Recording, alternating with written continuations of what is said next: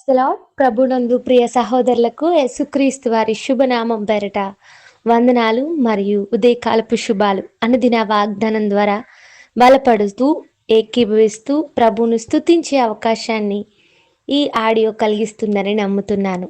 ప్రతిరోజు ఒక కీర్తన ద్వారా ప్రభువును స్తుతించే అవకాశాన్ని దేవుడు మనకు కలిగిస్తున్నాడు. నేడు కీర్తన ద్వారా ప్రభువుని స్తుతిద్దామా?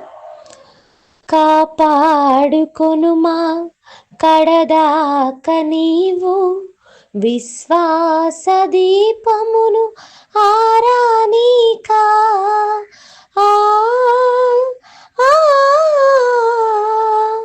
ఆ ఆ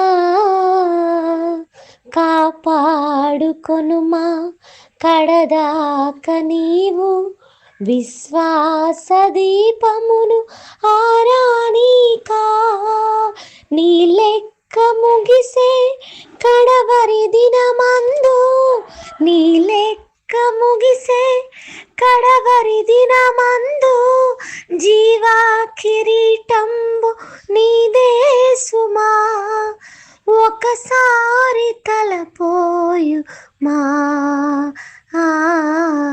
వధువైన ఓ సంగమా మధ్యాకశమునందు మహిమా తోడా రానున్న ప్రభునకు స్వాగతమియా దివిటీని వెలిగించుమా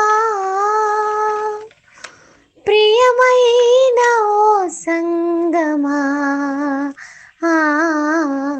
వధువైన ఓ సంగమా మధ్యాకశమునందు మహిమా తోడా రానున్న ప్రభునకు స్వాగతమియా.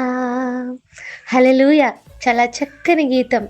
మనకు కలిగిన విశ్వాసాన్ని మన మరణం వరకు కాపాడుకోగలిగినప్పుడే, ప్రభు త్యాగాన్ని ధ్యానించే వారిగా గుర్తించిన వారిగా ఉన్నప్పుడే మన లెక్కను చూచి మన పరుగుకు తగిన ప్రతిఫలాన్ని, జీవ కిరీటాన్ని ప్రభు ఇస్తాడని ఈ పాట చెప్తుంది.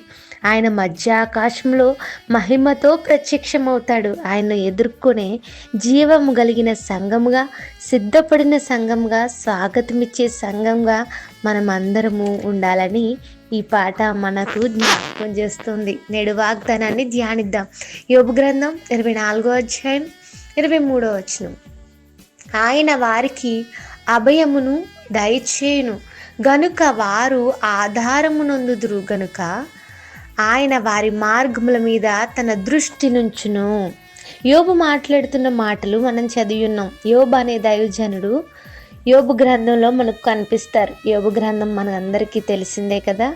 ఆయన అత్యున్నతమైన భక్తిలో తారాస్థాయికి చేరుకున్న వ్యక్తి యోబు. ఒక సమస్యతో, సవాలుతో ప్రారంభించబడిన యోబు గ్రంథం విజయంతో, పరిష్కారంతో ముగించబడుతుంది. చదవబడిన వచనంలో దేవుడు వారికి అభయమును దయచేయును కనుక వారు ఆధారం పొందుతారు, వారి మార్గాలు దేవుడు దృష్టిస్తాడు అంటున్నాడు. ఈ మాట ఇంగ్లీష్ బైబిల్లో ఫీలింగ్ ఆఫ్ సెక్యూరిటీ అని రాయబడింది. అభయం అంటే ఒక మెటీరియల్ కాదు, కంటికి కనిపించడానికి ఒక వస్తువు కాదు, భరోసా. భయపడొద్దు, నేనున్నాననే ధైర్యం, నీకేమీ కాదు అని చెప్పే ఒక అండ అభయమై ఉంది. అయితే ఈ అభయం ఎవరిస్తున్నారండి అంటే దేవుడే ఇక్కడ మనిషికి అభయాన్ని ఇస్తున్నాడు. మనిషికి తన ఆత్మకు సెక్యూరిటీ ఎక్కడ ఉంది అని ఆలోచన చేస్తే ప్రభునందు విశ్వాసం ఉంచడం వల్ల, ఆయన చేసిన సిలువ త్యాగం వలన, ఆయన రక్తంలో మన పాపాలను కడుక్కోవడం వలన మన ఆత్మకు ప్రభువు అభయాన్ని ఇస్తున్నాడు, సెక్యూరిటీ ఇస్తున్నారు, నిత్య రాజ్యాన్ని కానుగ్గా ఇస్తున్నారు. ఇంతకంటే మించిన సెక్యూరిటీ మనిషికి ఎక్కడా దొరకదు. ఇంతకు మించిన బహుమానము ఎక్కడా లభించదు. అంత మాత్రమే కాకుండా నీవు భయపడొద్దు అని బైబిల్లో అనేక సార్లు రాయబడింది.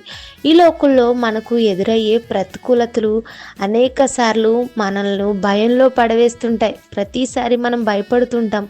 అనారోగ్యాన్ని బట్టో, అపజయాలను బట్టో, మనుషులను బట్టో, నిందలను బట్టో, ఎదురవుతున్న ప్రతికూలతను బట్టో అనేక రకాల పరిస్థితుల్లో మనం భయపడుతూనే ఉంటాం. అయితే దేవుడు ఈరోజు వాగ్దానం ద్వారా మనకు అభయాన్ని ఇస్తున్నాడు.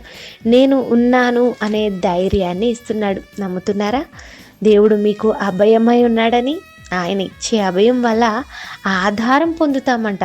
ఆధారం అనే మాట విశ్రాంతిని, నెమ్మదిని ఇచ్చేదై ఉంది. ప్రభువులో మనము సురక్షితంగా ఉంటామని ఎప్పుడైతే నమ్మగలుగుతామో, దేవుడు మనకు అభయంగా ఉన్నాడని ఎప్పుడైతే విశ్వాసం ఉంచుతామో, అప్పుడు ప్రభు మనకు ఆధారమై ఉండి విశ్రాంతితో ఉంచుతాడు. దేవుడు నాకున్నాడు అనే నెమ్మదితో మనం బ్రతకగలుగుతాం, మన జీవితాన్ని కొనసాగించగలుగుతాం.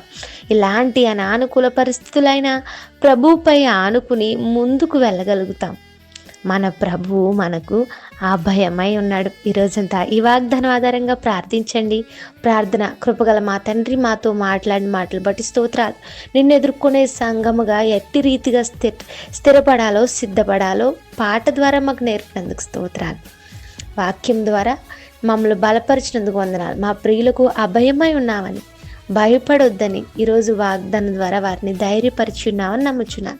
ఈ వాగ్దానంతో ఏకీపిస్తున్న ప్రతి ఒక్కరి జీవితంలో నీవు తోడై ఉండండి. వారికి విశ్రాంతిని, నెమ్మదినిచ్చి వారి భయాల నుండి వారిని తప్పించి అభయముగా అండగా ఉంటావని విశ్వసిస్తూ అడుగుచు క్రీస్తు ప్రభు నామంలో ఏకీపిస్తున్న ప్రతి ఒక్కరిని మీ చేతులకు అప్పగిస్తూ యేసయ్య నామంలో అడుగుచున్నాను తండ్రి.